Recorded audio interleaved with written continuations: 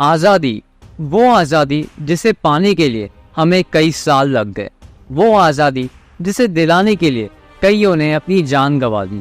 भारत की आज़ादी की कहानी आज कौन नहीं जानता। बंगाल से शुरू हुई वो रिवॉल्यूशंस जो सीधा तब जाकर खत्म हुई जब भारत को कंप्लीट इंडिपेंडेंस मिली।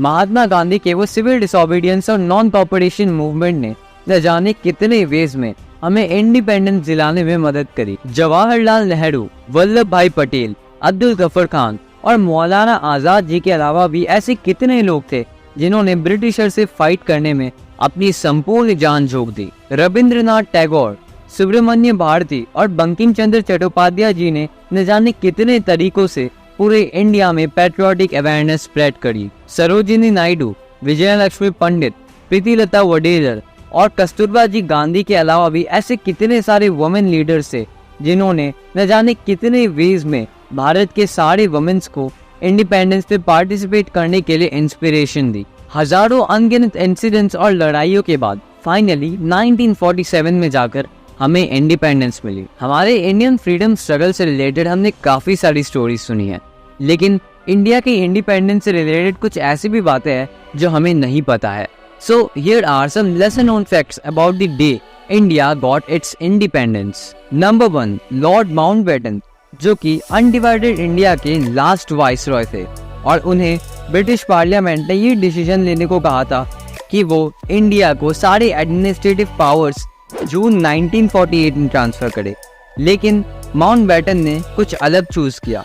उन्होंने डेट को प्रीपोन करने का फैसला लिया and then he selected 15 August 1947 to avoid bloodshed and riots further.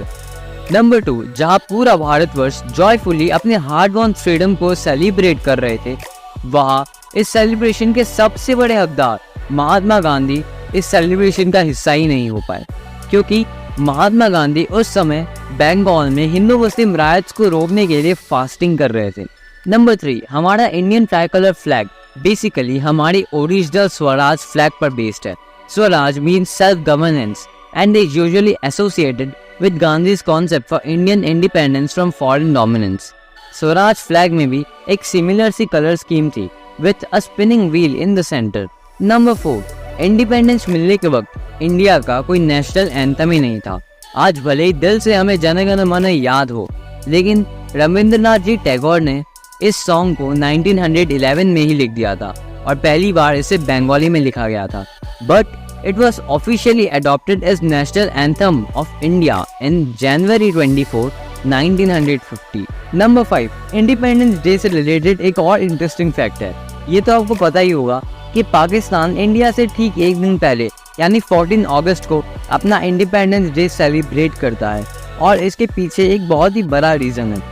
Actually Lord Mountbatten यानी अनडिवाइडेड इंडिया के लास्ट वाइसरॉय, उनके लिए ये ज़रूरी था कि वो इंडिया और पाकिस्तान दोनों की इंडिपेंडेंस डे सेरेमनीज में प्रेजेंट रहे, और इसी वजह से सही मायने में इंडिया को ठीक एक दिन बाद यानी 15 अगस्त को इंडिपेंडेंस मिली।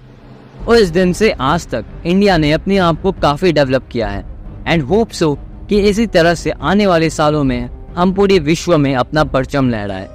देश की हिफाजत मरते दम तक करेंगे, दुश्मन की हर गोली का हम सामना करेंगे।